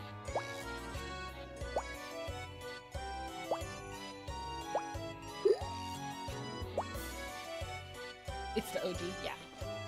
No, it's old. I never played Impact, Honkai Impact. I tried. I can't. Just like gameplay-wise, I literally cannot. That's why I don't play Honkai Star Rail much either, gameplay-wise. But like, every time I'm like, I literally can't, everybody's like, you're missing out on such a good story, you should play it anyway. And I'm like, no, I'm just not gonna. It's not happening. No. I'm gonna play my Genshin and whack people in the face with my fists. And then I'm gonna have a good story that way. There are other good stories out there. It doesn't have to be Impact. I enjoy the gameplay, but I'm there for yeah. That's how I am with a lot of games. Reverse 1999, I might get rid of it. I don't enjoy the gameplay. It's like okay. I just don't love it. And also the story is like too bleak for me. I can't, I'm not good with like more sad-ish kind of stories. I like Genshin, because the world is bright, you know? And the story, I mean, people have died, but it's not like terrible in the way it is in Honkai. And Reverse 1999 has a very distinct color palette, which is very dingy, very dark. So it just makes me sad. It's like depressing. I don't like it. I like bright colors and a good story, and like, sure, people can die, but at least at the end of the day, I want to be crying with a happiness and not sadness. So there's a lot of games I don't play just because I like mentally, I don't think I can do it.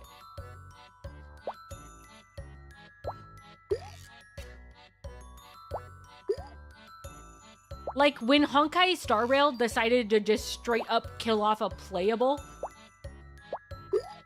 I was like, that was the face I made. And it was shocking, cause Genshin could never, until they do what everybody's thinking, which is killing off Child. Genshin could never, and I hope they don't kill off Child, cause as much as I hate him, I love him, you know. He's a silly guy. Please don't kill Child. They already killed Senora, and everybody thought she was hot. Like just don't do that to Child. What is Griffin gonna do if Child's dead? How is he supposed to make covers of songs using Child ever again if he's dead? He's such a lovable, hateable character. Real. I can't play ghost horror games because of my fear of them. I don't play a lot of horror games because I'm not I'm not good at them. I'm not good when I'm scared. Content-wise, it'd be so good, you know? But I get scared very easily with that kind of stuff.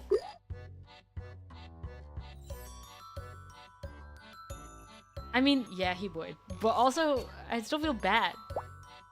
Like, is he gonna draw X's on his big inflatable child thing? He's just gonna put X's on the eyes and he's like, R.I.P. Lamau. Actually, that'd be really funny. I want him to do that. If Child dies, I want him to take the inflatable, wacky child and draw X's on his eyes. That's what I want.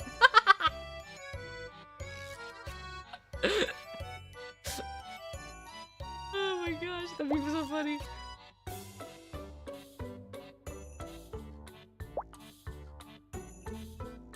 Ugh.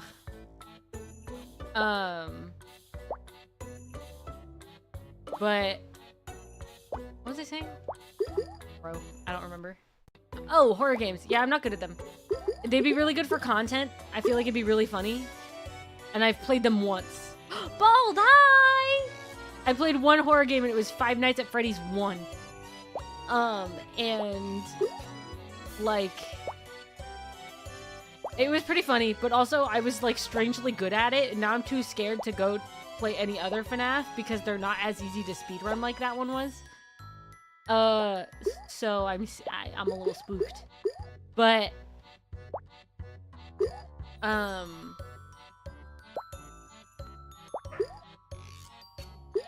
freaking, I'm not good with horror games because I get scared. Did you see the movie? No, don't talk about it.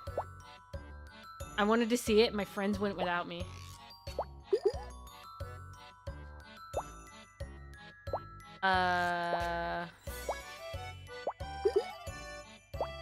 But I'm not good with horror games. And also there's a game. There's like a difference. There's like the jump scare horror games. And then there's the like psychological horror games. Like Doki Doki. which those I can play. Except there's one that was like really popular a little while ago called Parasocial. And I watched so many livers play that game that it actually gave me anxiety. Like, I started getting, like, genuine anxiety from, like, streaming because of that game.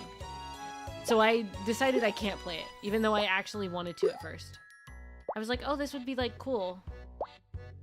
But it straight up gave me real anxiety, so I had to stop watching people play it.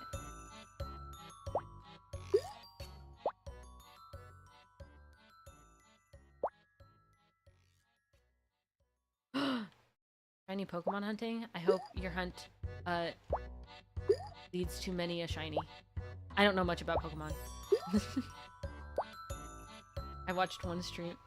It was scary. Cause the whole premise of Parasocial is that they're a VTuber. You're a VTuber, and you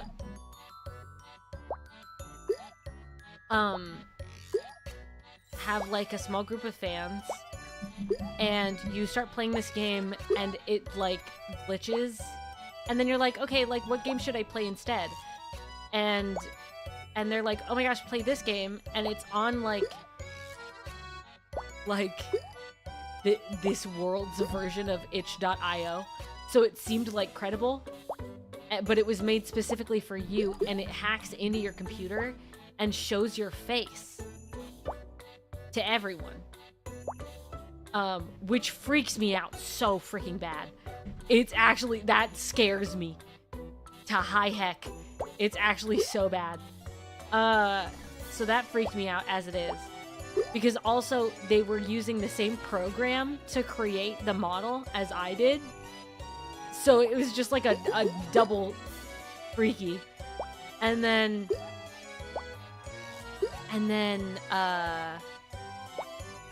after that, it was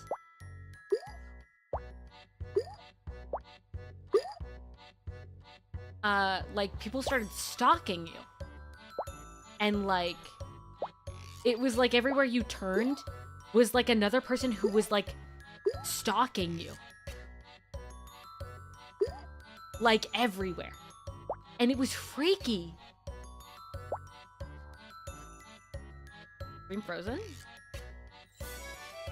But just visuals? Okay. Everything seems to be good on my end. Is it happening to other people? Or is it just you?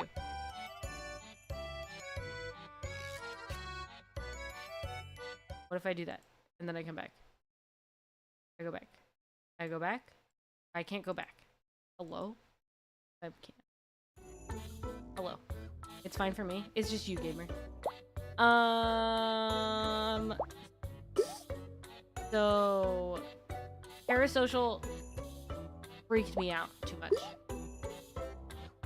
Because like everywhere you turned in that game, every person you met, you didn't know if you could trust them. And it was freaky. And it's just, ugh, it gave me so much anxiety about, like, just straight up streaming that I had to stop watching people play it because it freaked me out so bad. So I decided against playing that myself. But, like, other kind of, like, psychological horrors, I'm pretty good. I'm, like, chill. But that one specifically freaked me out. But also, like, do you guys remember Welcome to the Game? Do you guys remember when that game was popular?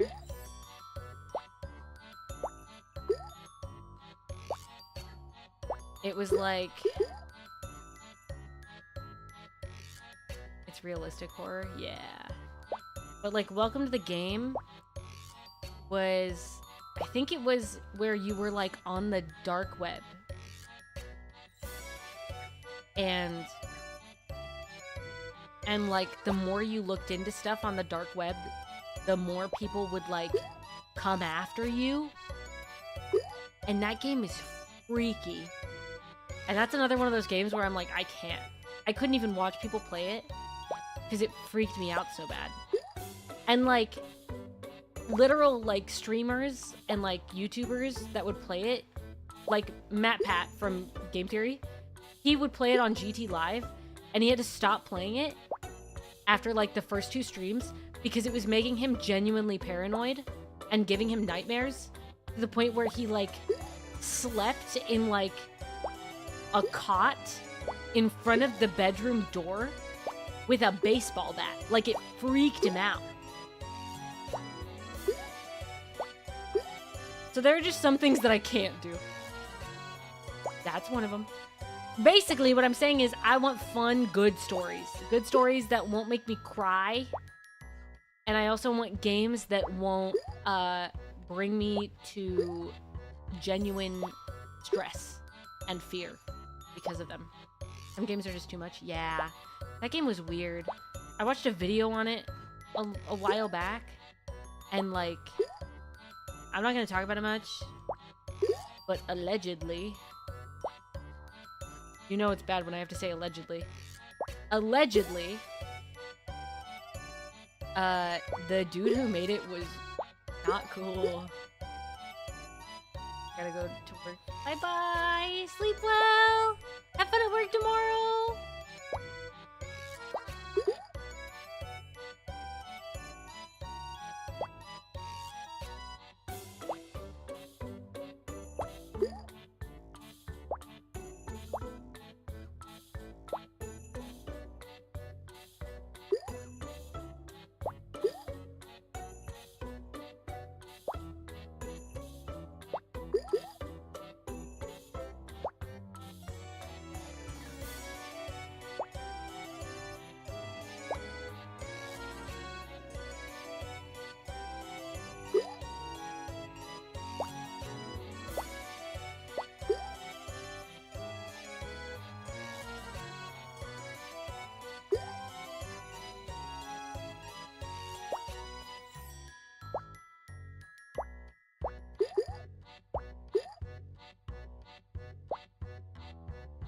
I talked too much.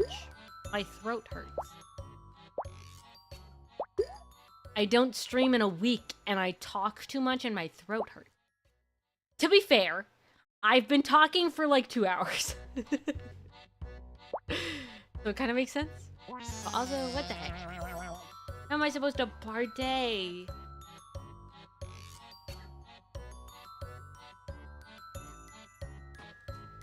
Because of this. Gamers. Oh wait, hold on. Let me get this. Let me get this and bring it over. And then let me get this. Also bring it.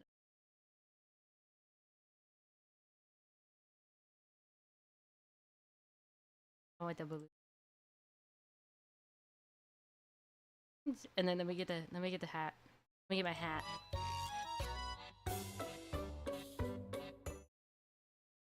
Let me put it. Hello. I got my hat. Party hat. Party hat. Let me play music.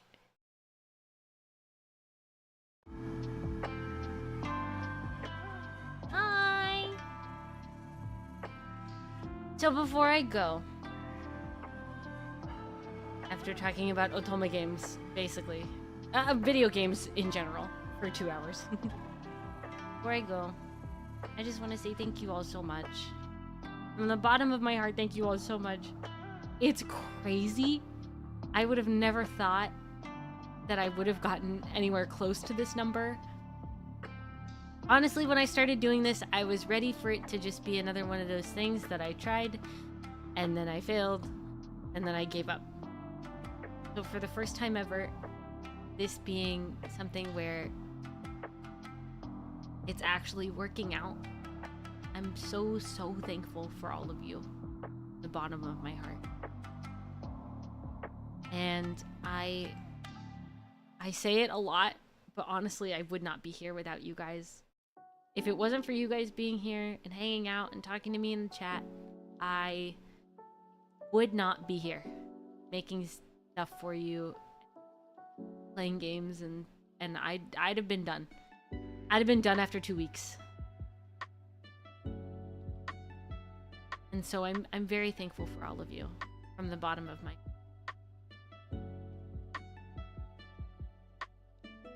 I'm really excited.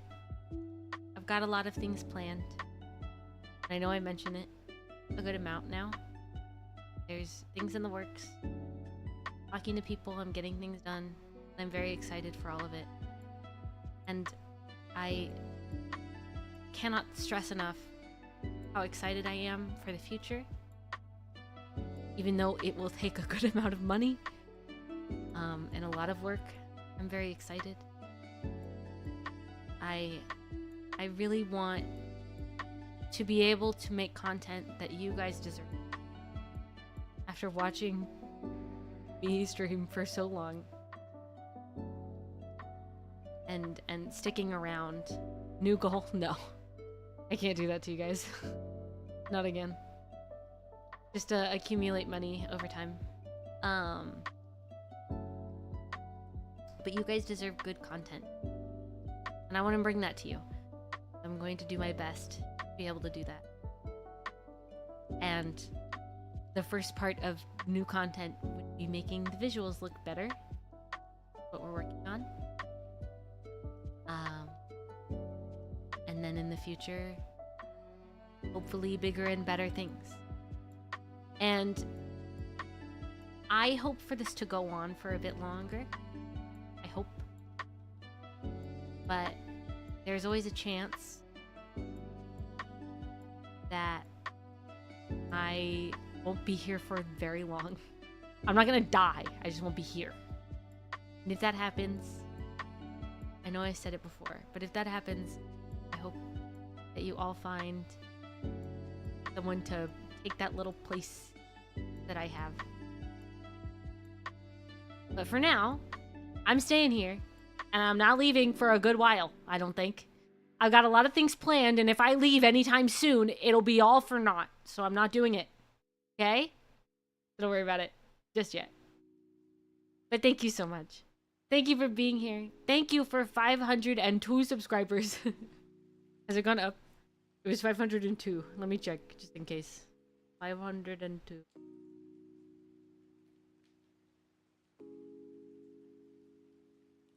It is not. 503! We did it! Thank you for 503 subscribers. I'm here to stay for a good while. And I hope that you all be excited for what is to come. Because there's a lot to come. And I'm so excited. And things are working. And basically, all I gotta say is, yo, maybe when you're not doing stuff, put a stream on in the background and like turn it almost all the way down, like have the volume up just like a little, and like do other stuff. Because hear me out, watch hours are important and we're a bit further than I would enjoy, and I want to be able to get memberships so then we can start doing other stuff as well. And that I feel like that's important. So just like start watching things a little bit, like pop it on the TV, but like, or like on your computer, but like you're watching stuff on the TV. You know what I mean? Anyway, that's my call to action. But just like VODs and stuff, maybe watch those in the background or just have them on in the background. I will also be doing that on a different account. so that will be it. I have a lot of ideas and a lot of plans, and I want to be able to make that all come true for you and for me, but mostly for you, but also kind of for me. But I'm excited. I've got plans. I've got stuff. I've got things going. So for the rest of this week, will be gone. Next week, we'll start up anew. It'll be a big week next week. I have lots of ideas. We'll be playing a lot of games next week. We might have something else to do next week. And I will see you all then. I'll see you on Monday, okay? I promise. Monday, 4 p.m. PST, the normal time, except also not the normal time because of the time change, but like the normal time for me and everybody else whose time changes in the same way that mine does. So like maybe not the normal time, but like probably maybe the normal, but not probably not, but maybe. Anyway, but yeah, thank you all for hanging out. Thank you for being here. Thank you for everything. I love you all so much. I am so happy to be here and to be where I am right now. And it's all because of you guys. So thank you all from the bottom of my heart to the top of my tippy top head. Thank you. Here's to the next 500. That's a lot of people. It took a while to get here, but we'll get there eventually. Maybe. Bye. Thank you so much. I'm so thankful for all of you. Thank you.